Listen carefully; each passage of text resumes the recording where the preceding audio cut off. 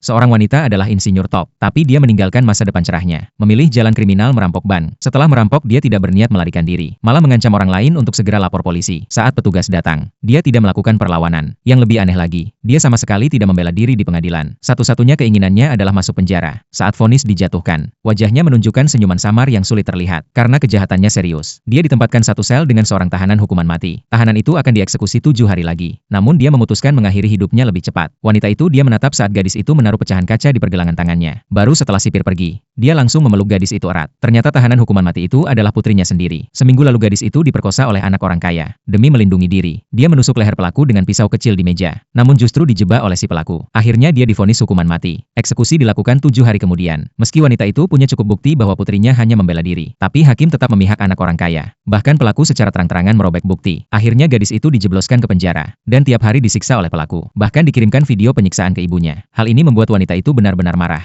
Dia bersumpah akan membuat pelaku membayar semua perbuatannya, dan menyelamatkan putrinya dari penjara. Sebenarnya wanita itu adalah arsitek bangunan kelas atas. Dia sendiri yang menggambar desain penjara Sungai Gelap 20 tahun lalu. Namun karena membongkar kecurangan kontraktor, dia diboikot dan beralih membuka warung kecil. Kini seluruh desain penjara itu telah ditato di tubuhnya. Dan satu-satunya alasan dia masuk penjara adalah untuk menyelamatkan putrinya. Langkah pertama dalam rencana kaburnya adalah menemukan sebuah baut. Namun satu-satunya baut yang cocok hanya ada di meja kantin. Keesokan harinya dia dan gadis itu pergi ke kantin, dengan sengaja menjatuhkan makanan. Saat membersihkan makanan, dia berhasil membuka baut tersebut. Namun suara yang ditimbulkan menarik perhatian sipir. Saat sipir mendekat, gadis itu langsung menyiramkan bubur panas ke lengannya, berpura-pura minta dibawa ke dokter. Namun permintaannya ditolak. Saat itulah wanita itu berhasil membuka baut. Namun saat mereka hendak pergi, terdengar alarm logam di pintu. Sipir langsung mengacungkan senjata ke kepala wanita itu. Detektor memindai tubuhnya secara menyeluruh. Sementara baut itu disembunyikan di dalam kaos kakinya. Wanita itu dengan tenang mengeluarkan sumpit dari rambutnya, lalu menjatuhkan ikatan rambut secara sengaja. Berhasil mengelabui pemeriksaan. Setelah kembali ke sel, wanita itu mulai mengikir bagian bawah baut. Waktu menuju eksekusi tinggal 6 hari. Namun bagi wanita itu waktu ini sudah cukup. Tiba-tiba, seorang tamu tak diundang muncul di sel. Dia adalah mantan bos geng. Siapapun yang menyinggungnya akan langsung masuk ruang perawatan. Kalau dia tahu ada yang mau kabur, pasti akan melapor ke sipir. Namun wanita itu sama sekali tidak panik, malah tersenyum dan mengajaknya bekerja sama. Bos geng pura-pura meminta alasan. Wanita itu lalu menceritakan tentang putrinya. Lalu dengan sedih berkata, putrinya akan mati sebentar lagi. Bos geng langsung marah, mengira wanita itu sedang mengutuk putrinya. Tapi wanita itu segera mengatakan bahwa dia masuk penjara demi suaminya. Lalu bertanya, apakah dia benar-benar percaya pada suaminya? Kemudian mengeluarkan sebuah benda untuk diperlihatkan. Saat itu juga, suami bos geng datang menjenguk, bersama selingkuhannya. 3 hari lagi adalah pernikahan mereka. Satu-satunya penyesalan mereka adalah anaknya sakit parah, tapi tidak punya uang untuk operasi dan hampir meninggal. Bos geng mendengarnya sangat marah. Dia telah menggantikan suaminya di penjara, bahkan menyerahkan seluruh perusahaan. Namun yang didapat justru pengkhianatan. Akhirnya dia setuju dengan rencana wanita itu. Saat malam tiba, wanita itu membuka baut di bawah wastafel dekat dinding, karena menurut gambar, bagian itu adalah titik lemah. Lalu